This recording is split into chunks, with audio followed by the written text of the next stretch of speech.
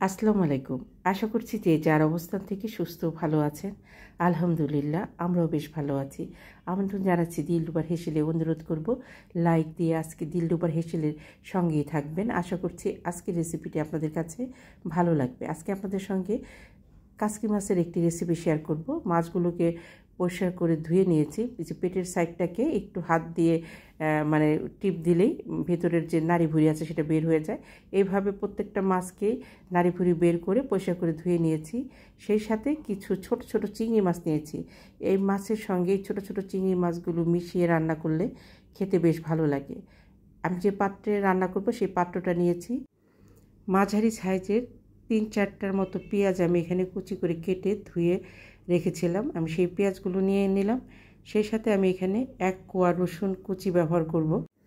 অনেকে আলু, বেগুন বা অন্যান্য সবজি কুচি করে কেটে কাসকি মাছ দিয়ে রান্না করেন, সেটাও খেতে ভালো লাগে। তবে আমি সাধারণত পেঁয়াজ দিয়ে কাসকি মাছটা রান্না করি। এটা আমাদের কাছে খেতে অনেক ভালো লাগে। পেঁয়াজ এবং রসুনের কুচিটাকে পরিমাণ মতো লবণ নিয়ে সময় নিয়ে চটকে চটকে মেখে নেব, যাতে পেঁয়াজটা অনেকাংশেই নরম হয়ে যায়। আমি কাসকি মাছ দুইভাবে রান্না করি। আমি প্রথমে তেলে পেঁয়াজ এবং এই রসুনটাকে প্রায় অর্ধেক ভেজে উঠিয়ে নিয়ে তারপরে মশলা দিয়ে মেখে নিই, কারণ কাসকি মাছটা নরম, খুব দ্রুত হয়ে যায়। পেঁয়াজটা কিন্তু সেদ্ধ হতে একটু সময় নেয়। এই জন্য পেঁয়াজটাকে খুব ভালোভাবে চটকে মেখে নিতে হবে। এখানে সামান্য হলুদ এবং পরিমাণ মতো লবণ নিয়েছি। খুব ভালোভাবে চটকে চটকে এটাকে সময় নিয়ে মেখে নেব। মাখতে মাখতে পেঁয়াজটাকে অনেকাংশেই নরম করে ফেলবো। ঠিক এইভাবে মেখে নিতে হবে। আমার যে সকল বন্ধুরা দিলরুবার হেসেলকে সাবস্ক্রাইব করে পাশে আছেন তাদেরকে অসংখ্য ধন্যবাদ। আর যে সকল বন্ধুরা আমার রেসিপিগুলো দেখছেন এখনও সাবস্ক্রাইব করেননি, অনুরোধ করব প্লিজ সাবস্ক্রাইব করে রেসিপিটি কন্টিনিউ করবেন।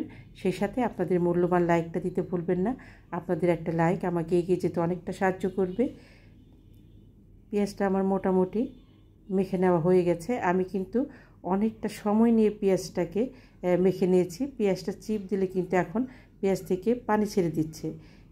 এই সময় আমি এখানে খুব সামান্য জিরার বাটা এবং একটু রসুন বাটা ব্যবহার করব। দেখে বুঝতে পারছেন খুবই সামান্য। এই মশলাটুকু না দিলেও চলে, তবে দিলে খেতে বেশ লাগে। আমি এত সুন্দর করে মেখেছি, দেখেন আমার হাতটা কিন্তু পানি পানি হয়ে গেছে। মাখানো শেষে আমি মাছগুলো দিব, কারণ মাছগুলো দেওয়ার পরে বেশি মেখে নেওয়া যাবে না। আলতো হাতে ঠিক এইভাবে ছড়িয়ে ছড়িয়ে মেখে নিতে হবে। এটা প্রেসার দিয়ে মেখে নিলে মাছগুলো ভর্তা হয়ে যাবে।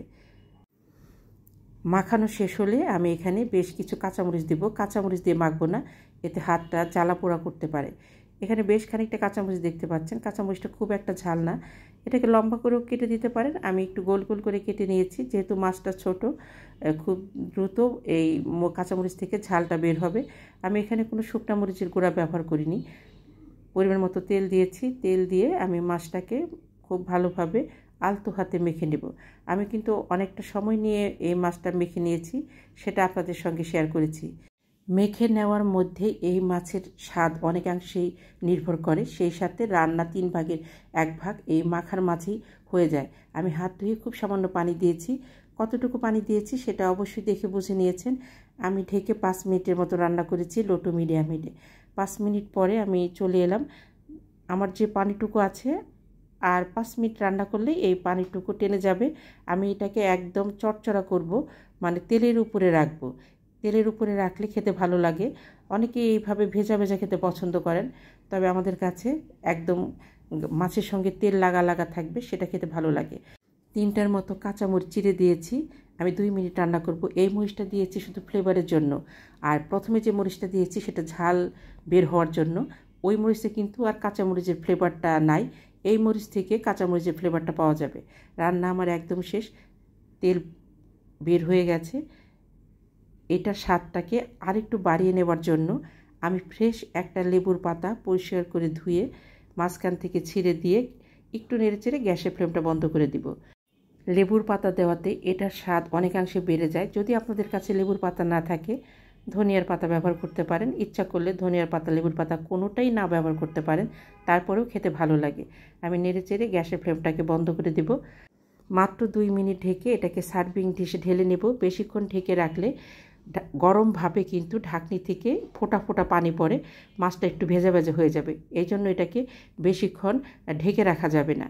দেশ দেশের বাইরে দূর দূরান্ত থেকে যে সকল দাদা দিদি ভাই বোন বন্ধু, সেই সাথে আমার অনেক অপরিচিত বন্ধু আছেন যারা প্রতিনিয়ত আমার রেসিপিগুলো দেখে অনেক সুন্দর সুন্দর কমেন্ট করছেন, আমি তাদের প্রতি ভীষণভাবে কৃতজ্ঞ।